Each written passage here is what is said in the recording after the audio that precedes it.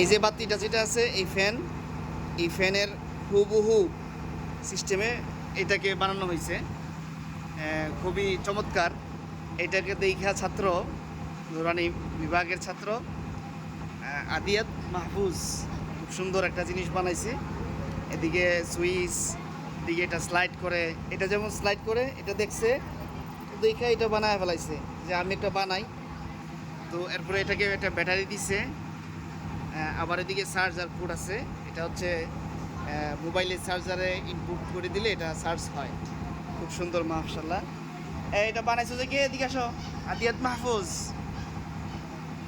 হ্যাঁ এদিকে বসো।